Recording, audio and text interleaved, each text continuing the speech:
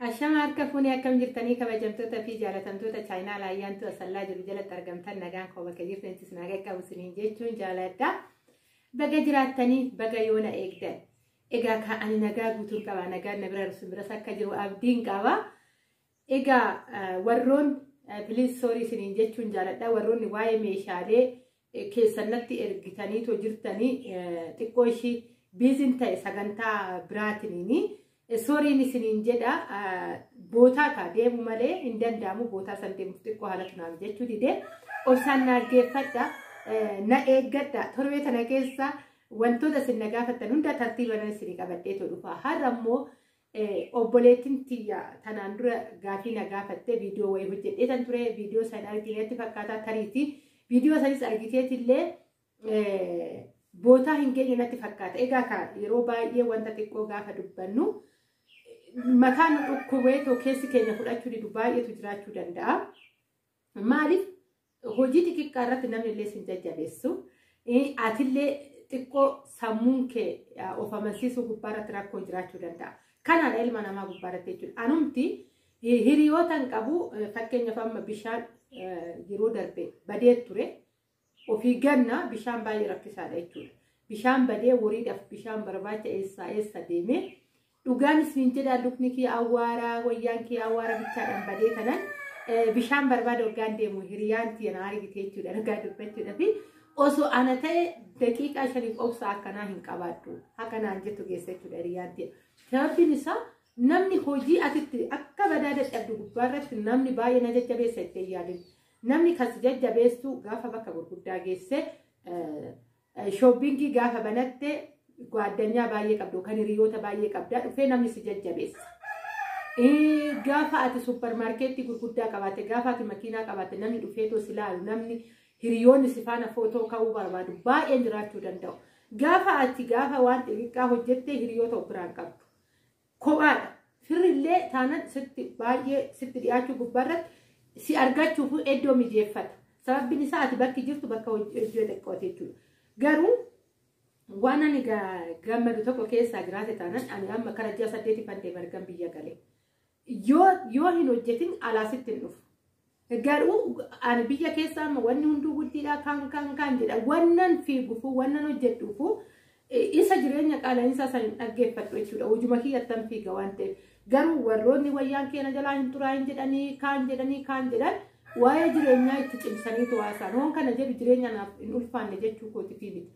Garuu gaafa hojjetu fookasiin kee hojii sanirra ta'a. Wanti kee hunduu hojii sanirra ta'a jechuudha. Kanaaf akkanas hin jechuu jaalladhu. Viidiyoo kana laayik sheer gochuu hin dagatina. Warroonni chaayinaa laayyantoo salaatti faarwataa ta'an sabiskiraayibii godhaa maatii keenya ta'a wantoota asirratti darban haala biyya keessa jiru hojii biyya keessa jiru hunda asirratti dhiyeessan isiniin jechuu jaaladha. Akkasuma waa'ee meeshaalee akkasuma waa jireenyaa akkasuma manas namoota information adda addaa barbaadaniif nan dhiyeessa. Egaa ka torbee kana keessa gaafiin gaafatame keessa maaloo ani dadhabee jira biyya ormaa keessatti. Akkamittan qarshii xiqqoodhaan hojjechuu danda'a. Naan jettee jirti tanaan dura viidiyoo jedhee tan ture sanirratti waa'ee akka shunkurtii deddeebisuu dhadhaa biyya biraatti fiddanii biyya biraatti deddeebisuu waan akkasii sanirratti hojjedhee ture. Kanarratti akkuma nama dubbadde namni sin jajjabeessaa miti harmeen keessan sin jajjabeessuu dhiisuu dandeessi kana gubbaatti. Amma maalan qabadhee too dhufe ani hiriyumati yatuyyuu jira suuqii gurgurtii egaa biyya arabaatti dhuftee too qarshiin yoo ittiin hojjetin maatii keessattuu warroonni maatiitti qarshii ergattan baay'ee rakkisaadhaa harkaa babbaduurraa kan ka'ee waan xiqqishuudhaan qarshii xiqqoodhaan kaatee hojjettee amma mooyyuu akkamitti akka guduunfattee quqqubii seenuudhaan wantoota biraa meeshaalee adda addaa daddabalachaa akka jirtuudha kanas isinitti gochuudha. Obsaan dhaggeeffadha. Viidiyoo baay'inaan nama fakkeenya viidiyoo guyyaa kaleessaa waa'ee manaa irratti hojjette. Irra buttaniitidha jechuudha kan deemtan. Achi keessatti deebiin argattan. Warroonni sardamtanii kun ijaallaan hundumteen gurratti rifoonii godhadhaatii hojjechaa dhaggeeffadha. Waa'ee manaatti kan isin jechaa jira. Irra bubbuttanii mee anaafis mana barbaadi kan jettanitu jira. Ani kan amma kaleessa achi keessatti maalan dubbadhe dubbii wal keessa viidiyoo osoo hin taane kana dandeessanii bittanii haga kanaan jira warri kaartappilaanii na gaafattanan jedhe. Garuu mooyyuu deebitaniituma adaamaa keessattanis bitachuun barbaada naa barbaadi warri jettanii jiru. qarshii kanaan dandeessan jedhee hojjedhe waan irra buttanii ergaa san dhaggeeffan ammallee immoo warri itti dhimmamtanii too birrii xiqqishuun qaba garuu biyya ormaatti hojjechuu dadhabee jira kara biyya kootiin galuu barbaada warri ittan irra butina yaada dhaggeeffadha isin fayyada irraa hin fayyadama jennaan koomentii barreessitan yaa ta'e warri biraatis akkasuma amma shamarri biyya arabaa keessa teessee too qarshii gahaa qabaattee biyyan gala jettu hin jirtu tokkoffaa hookan fayyaa dhabuurran hookan humna dadhabuurran hookan immoo ijoollee ofii guddifachuudhaaf hookan immoo akkanumatti laayifiin kiyya dhumaa gaa'ila kootta seenaa jechuudhaaf kana sadeen qofa qabannee too nuti warri biyya gallu malee birrii gahaa qabaanneeti miti kara biyya keessatti kan deebi'aa jiru. Kanaafuyyuu amma yeroo kana keessa wanti hunduu suuqii dhaayyuu daldaluuf kiraa manaatitu iyyuu jira. Ishuma saniin hagamitti finnee fakkeenyaaf amma ani waan ani isin gorsu jiraate taanaan yeroo baay'ee jechuudha suuqii hojjedha birrii xiqqoodhaan ni hojjettu dhugaan isin jira birrii xiqqoodhaan garuu mana kiraa keessatti bu'aa hin qabu amma isheen riyaan ta'etuun manni ishii mana waxaa jechuudha mana caraqaa keessatti hojjetti kan ofii bitatteedha suuqii ofii keessatti hojjetti birrii xiqqishuudhaan kaatee hojjettee huccubii seentee meeshaalee biizinasii biraa fiduuf galfattee egaa ka biizinasii san immoo yeroo biraa san isin qabadhee dhufa abbuma wajjin jechuudha amma biruma sanirraa kaatee firiijiiwwan galchitee wantoota bishaan qorraa lafa ho'atii kan jiru bishaan qorraa kan akka talbii yookaan immoo cabbii jedhamu waan akkasiisan sirritti keessatti hojjechaa jirti jechuudha maaliin birrii xiqqishuudhaan kaatee kana hundaa kan galfattee firiijii nama birrii guddaa ta'e jedheeti biti yoon qabaatiin garuu birriin takkaayyuu birrii 20,21 miti birriin takkaayyuu hin rakkatta jechuudha waan qabaatiin garuu qarshii xiqqoorraan kaatee kana hundaa hojjette miti firiijii miti meeshaa guddaadha biizinasii kan fiduuf galfatteetu jirti jechuudha garuu gaafa suuqii kana jalqabdu zeeroorraa kaateetti qarshii qabaatteeti miti jechuudha kanaafuyyuu birrii san hagamiin akka ishiin eegalte yeroo sanitti waggaa 3dha birrii xiqqishuudhaan galchuu danda'anii haga 50,000 qofa jechuudha kan harkatti qabatte yeroo sanitti garuu amma dhugaan isin jira suuquma keessattuyyuu nan xiqqeessa baay'ee galchuu osoo hin ta'in mana keessan keessatti kanaayyuu yoo hojjettan mana keessan keessatti amma ijoolleen baay'ee yeroo baay'ee mana caraqaa miti kaartaa pilaanii barbaanna gaafa mana sanitti fidan kaartaa pilaanii barbaanna kana kaartaa pilaanii kan barbaachisu deebisee immoo humna hin qabu waggaa jettan lafa amma gibirritti gabbaramu lafa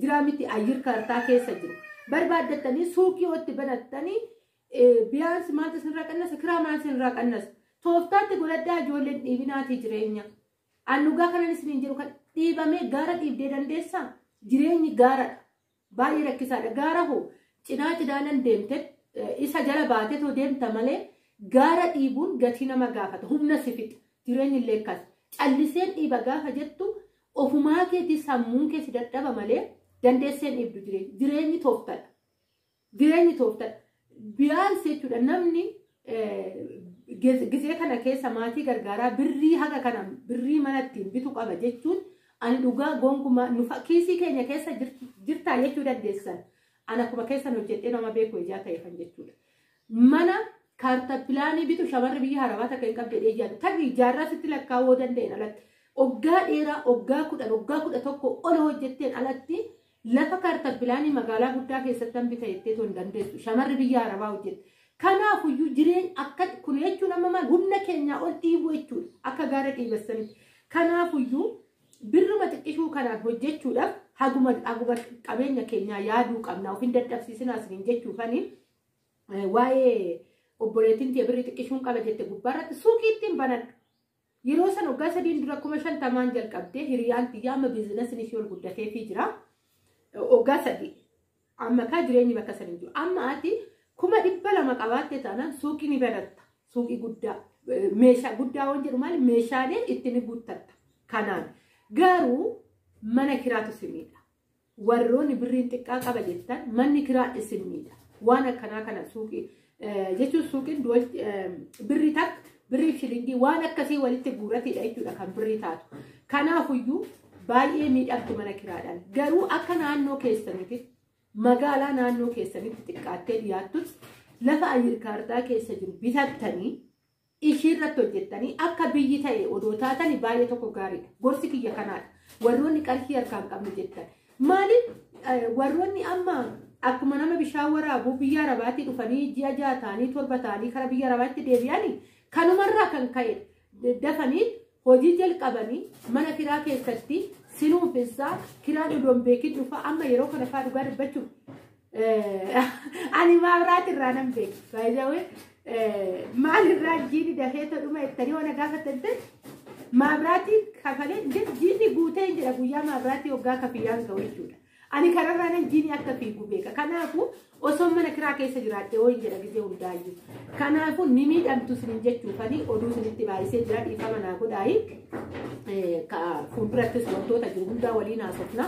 Warroonni birrii xiqqaan qaba jettan of hin dadhabsiisinaa. Akka naannoo keessatti magaalaa xiqqoo luukii 10 irratti ijaarrattee luukii 10 san bakkuma ciiftuu fi bakka itti hojjetatu suuqii san itti hojjetatu borummoo itti siqxa. Waan akkasii sanitti siqaa. Kiraadha hojjetan immoo baha daldala. Kiraadha yoo jettan birrii xiqqaa qabda waan ta'eef akka hin miidhamnetti hojii qilleensarraa hojjedha. Qilleensarraa hojjedhu maal gabaa tokko gabaa biraatti fiddanii daldalu. Fakkeenyaaf amma kanuma akka dhadhaa aannan waan akka horii waan akkanaa kana qilleensarraa fiddanii kara biraatti dirqama dhiira qofaa miti hojiin kan irraa eegamu jechuudha. Ni hojjetama. Waliin nama ni dadhabsiisa nan beeka waan ta'eef akkasuma ni kisaartalleedha ni dadhabdallee fakkeenyaaf isinitti meetan ture yeroo darbe amaluma daldalaa ta'ee kan itti gammadee fudhadheessaa qarshii guddaadha nan bitee booraneedha danda'ee too hin deemu ogguma bitamee galuu baay'ee guddaa kan ta'e kana isaaba farankii elmatta hunda haganaan jedhan ga'e jechuudha. Nyaanni itti baasee yeroo sanitti nyaanni wuddiidha kumtaallee 1,300 nidha ji'a dheeku ni dhuma jechuudha nyaanni sun. Ji'a keessatti ani kara 4,800 waan akkasii fa'aa yeroo baasutu jira jechuudha nyaatatti. Galabaa malee bishaan maleedha jechuudha. Nyaata kana hundatti baasatanani kanuma jala ga'e kanuma bakka deemuu dadhabe jabbiin garaa keessaa baate kunuu kisaaradha. Gaafa gaddeebistee gurgurtu gatii san hin baasu jechuudha. Haga amma aannan illee ol deeffachuu didee haga amma taa'ee nyaachisaa jira jechuudha saasan. Dhugaanis ni jira. Kun inni jira jireenya ilma namaa keessatti. Kan biraati miti nyaatan isatti baasee miti isuma kanan itti biteenu deebisaa kanan jedhudha jechuudha kanan yaadatoo jiru. Ni daldaltaa, ni kisaartas, ni argattas, ni dadhabdas gaafa ofiifattus ni jira jechuudha jireenya keessatti. Kana biyya keessa wanti jiru homtuun jiru icciitiin biraasin jechuun jaalladha. Warri birri xiqqoo qabnettan gadi jedhaa hojjedha. Dhugaanis ni jira gadi jedhaatti hojjedha. Nama viidiyoo na waraabuun nabe malee yoo bishaan badde fa'aa eessa deemee akkam bishaan ani barbaadu oduu argitanii maali laman jiraadha lafa kana jechuu dandeessan jechuudha dhugaa. Haga kanan gatii jireenyatti baasee jiraachaa jiru. Maali boru guyyaa biraatti boru naman ta'a boru mooyyuu kana dhiisetan wanta guddaa banachuu danda'a kan jedhu keessa koo jira malee har'uma ka'ee tanan bakka warri kaleessa suuqii gurguddaa banatanii jiran warri tarii deeggarsa adda addaa qabaataniitu waan gurguddaa hojjechaa jiran biran gaagaafan jedhe kanan harkaa qabu kanan dhaba. Kanarra gatii baasaa jira isinillee gadi jedhaati warroonni birrii xiqqaa qabna jettan gadi jedhaati hojjedha waggaa lamaan booda isinuyyuu bakka guddaatti of argitanii. Haaluma qilleensaa haga baraa deemtan immoo isinillee waan jijjiirama biraa fiddanii isinin jedha bakka jirtanitti nagaa naataa oduu xiqqoo isinitti baay'isee jira baay'ee isin jaalladha baay'ee isin kabaja viidiyoo biraa.